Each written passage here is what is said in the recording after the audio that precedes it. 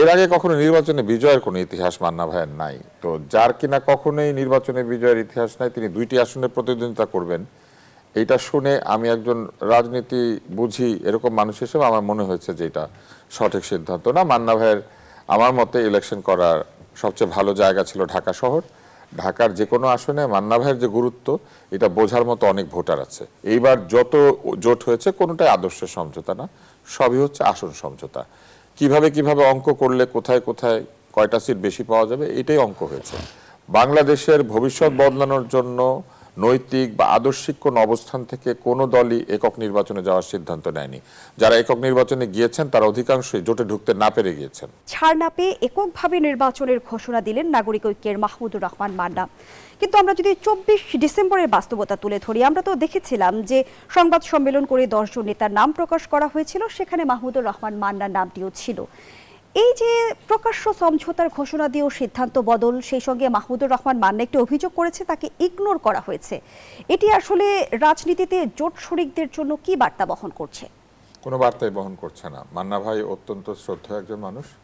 মান্না ভাই 2টি বিশ্ববিদ্যালয়ের নির্বাচনে বিজয়ী একজন ছাত্র নেতা, দীর্ঘ সময় রাজনীতি করেছেন, বামপন্থী রাজনীতিতে ছিলেন। তারপরে সেখান থেকে তিনি যে কোনো কারণেই হোক আওয়ামী লীগের সঙ্গে যুক্ত হয়েছিলেন, সেখান থেকে আবার বেরিয়ে গিয়ে তার নিজের দল রয়েছে এবং এখন তিনি বিএনপির সঙ্গে একটি সমঝোতার ভিত্তিতে, যেটি আসন সমঝোতা অবশ্যই, 2টি আসনে প্রতিদ্বন্দ্বিতা করতে চেয়েছিলেন।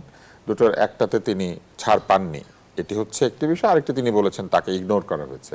এখন ইগনোরের বিষয়টি হচ্ছে ব্যক্তিগত, মানে এটা পারসেপশন। আমি মনে করতে পারি যে আপনি আমাকে ইগনোর করেছেন, ওকে বেশি সম্মান দিয়ে বলেছেন, এটা তো যার যার মানসিক একটা ব্যাপার। ফলে এইটাকে আমি ব্যাখ্যা করতে পারবো না যে ওনাকে কোথায় কিভাবে ইগনোর করা হয়েছে। কিন্তু আমি দেখেছি যে উনি একদম বেগম জিয়ার যে শোক সভা ছিল সেইখানে তিনি একেবারে প্রথম সারির দিকে ছিলেন এবং খুবই সম্মানজনক জায়গাতে, যেখানে সব ভিআইপি আমন্ত্রিত অতিথিরা ছিল, সেই এনক্লেভের মধ্যে উনি ছিলেন। এখন রাজনৈতিকভাবে তাকে কিভাবে ইগনোর করা হয়েছে আমরা জানি না, তবে এর আগে কখনো নির্বাচনে বিজয়ের কোনো ইতিহাস মান্না ভাইয়ের নাই। তো যার কিনা কখনোই নির্বাচনে বিজয়ের ইতিহাস নাই, তিনি 2টি আসনে প্রতিদ্বন্দ্বিতা করবেন, এইটা শুনে আমি একজন রাজনীতি বুঝি এরকম মানুষ হিসেবে আমার মনে হয়েছে যে এটা সঠিক সিদ্ধান্ত না। মান্না ভাইয়ের আমার মতে ইলেকশন করার সবচেয়ে ভালো জায়গা ছিল ঢাকা শহর। ঢাকার যে কোনো আসনে মান্না ভাইয়ের যে গুরুত্ব, এটা বোঝার মতো অনেক ভোটার আছে। কিন্তু মান্না ভাইয়ের গুরুত্ব বোঝার মতো ভোটার বগুড়াতে আছে কিনা, এটা নিয়ে আমার যথেষ্ট সন্দেহ আছে। আসন সমঝোতার রাজনীতিতে বিএনপি এবার কোনটিকে বেশি গুরুত্ব দিয়েছে, ব্যক্তির গ্রহণযোগ্যতা নাকি দলীয় প্রতীক? আমি তো বিএনপির মুখপাত্র না, আমি বলতে পারবো না। আপনি একজন রাজনৈতিক বিশ্লেষক যেটা করতে পারে সেটা হলো তাদের কোনো কাজকে আমি ভালো মন্দ বিবেচনা করতে পারি। সেই হিসাবে যদি আপনি বলেন বিএনপি তার নিজের দলকেই গুরুত্ব দিবে, বড় দল সবসময় নিজেকে গুরুত্ব দেয়। জামাত ইসলাম কাকে গুরুত্ব দিয়েছে? নিজেদের যা দরকার সেটাকে গুরুত্ব দিয়েছে। তাদের সঙ্গে যারা সমঝোতা করে যেতে পেরেছে তারা সেখানে গিয়েছে। বিএনপির সঙ্গে যারা গিয়েছেন তারা বিএনপির প্রতীক এবং বিএনপির যে ভোটার বেজ আছে তার সুবিধা নিতেই গিয়েছেন। ছোট দল কেন বড় দলের সাথে যায়? এই জন্যই যায় যে সে নিজে জিতবে না, কিন্তু বড় দলের ভোটার বেজ আছে এবং সেইটার জন্য তারা ওই ভোটার বেজ থেকে সুবিধাটা চায়।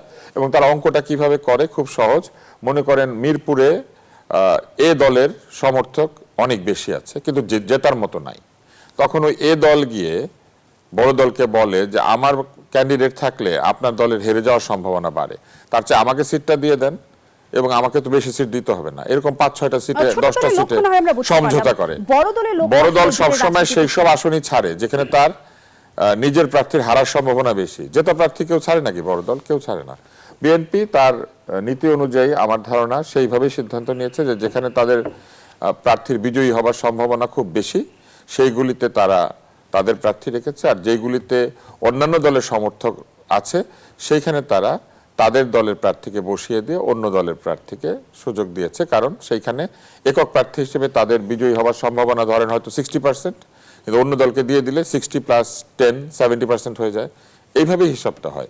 আসন সমঝোতা আর আদর্শের সমঝোতা, এই শব্দটা কিন্তু আমি এনসিপি আছে এখানে আমি বলি, তারা বেশ সুন্দরভাবে কয়েন করেছে এবার, যে এটা তো আদর্শের সমঝোতা না, এটা আসন সমঝোতা। এটাই হচ্ছে ব্যাখ্যা। এইবার যত জোট হয়েছে কোনোটাই আদর্শের সমঝোতা না, সবই হচ্ছে আসন সমঝোতা। কিভাবে কিভাবে অঙ্ক করলে কোথায় কোথায় কয়টা সিট বেশি পাওয়া যাবে, এটাই অঙ্ক হয়েছে। বাংলাদেশের ভবিষ্যৎ বদলানোর জন্য নৈতিক বা আদর্শিক কোন অবস্থান থেকে কোনো দলই একক নির্বাচনে যাওয়ার সিদ্ধান্ত নেয়নি। যারা একক নির্বাচনে গিয়েছেন তারা অধিকাংশই জোটে ঢুকতে না পেরে গিয়েছেন।